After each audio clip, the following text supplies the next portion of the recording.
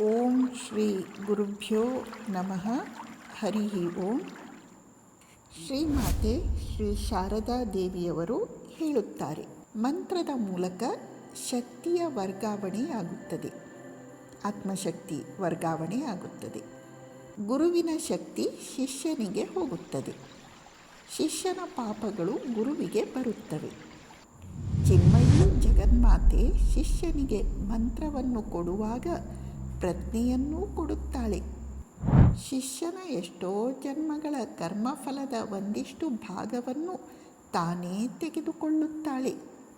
ಶಿಷ್ಯನ ಪ್ರಾರಬ್ಧ ಕರ್ಮ ಕಳೆಯುವುದೇ ತಡ, ಉಳಿದ ಕರ್ಮವೆಲ್ಲ ತೊಳೆದು ಹೋಗಿಬಿಡುತ್ತವೆ.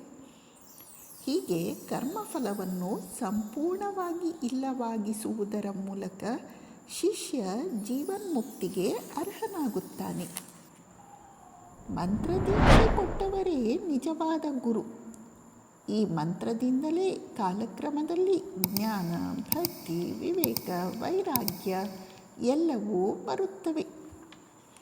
ಶ್ರೀಮಾತೆಯವರು ಹೇಳುತ್ತಾರೆ, ಮಂತ್ರದೀಕ್ಷೆಯ ಮೂಲಕ ಗುರುವಿನ ಶಕ್ತಿ ಶಿಷ್ಯನಿಗೆ ಹೋಗುತ್ತದೆ, ಶಿಷ್ಯನ ಪಾಪ ಗುರುವಿಗೆ ಬರುತ್ತದೆ.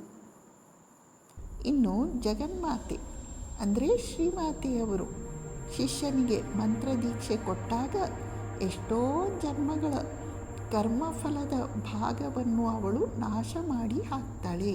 ಹೀಗೆ ಕರ್ಮಫಲ ನಾಶದ ಮೂಲಕ ಶಿಷ್ಯ ಜೀವನ್ಮುಕ್ತಿಗೆ ಯೋಗ್ಯತೆಯನ್ನು ಪಡೆಯುತ್ತಾನೆ. ಮಂತ್ರ ಜಪದಿಂದ ಜ್ಞಾನ, ಭಕ್ತಿ, ವಿವೇಕ, ವೈರಾಗ್ಯ ಎಲ್ಲವೂ ಬರುತ್ತವೆ ಎಂದು ಶ್ರೀಮಾತೆಯವರು ಹೇಳುತ್ತಿದ್ದಾರೆ. ಜ್ಞಾನ ಅಂದ್ರೇನು? ಭಗವಂತನೊಬ್ಬನೇ ಸತ್ಯ, ಎಲ್ಲ ಕಡೆ ಭಗವಂತ ಇದ್ದಾನೆ. ಭಕ್ತಿ, ಭಗವಂತನಲ್ಲಿ ಅಪಾರವಾದ ಪ್ರೇಮ, ಅನುರಾಗ, ಏಕನಿಷ್ಠಾ ಭಕ್ತಿ. ವಿವೇಕ, ಯಾವುದು ಸತ್ಯ, ಯಾವುದು ಸತ್ಯ ಅಲ್ಲ, ಯಾವುದು ಸತ್, ಯಾವುದು ಅಸತ್, ಯಾವುದು ನಿತ್ಯ, ಯಾವುದು ಅನಿತ್ಯ ಎಂಬ ವಿಚಾರ ಪ್ರಜ್ಞೆ.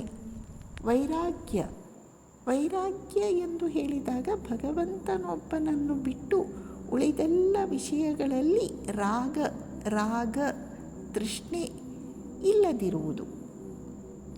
ಹೀಗೆ ಜ್ಞಾನ, ಭಕ್ತಿ, ವಿವೇಕ, ವೈರಾಗ್ಯವನ್ನು ಸಂಪಾದಿಸಿಕೊಳ್ಳುವುದು ಅತ್ಯಂತ ಕಠಿಣವಿದೆ. ಆದರೆ ಶ್ರೀಮಾತೆಯವರು ಮಂತ್ರ ಜಪದಿಂದಲೇ ಇವನ್ನು ಪಡೆದುಕೊಳ್ಳಬಹುದು ಎಂಬ ದೊಡ್ಡ ಭರವಸೆಯನ್ನು ಈ ಮಾತಿನ ಮೂಲಕ ನಮಗೆ ನೀಡುತ್ತಿದ್ದಾರೆ. ನಮಸ್ಕಾರ.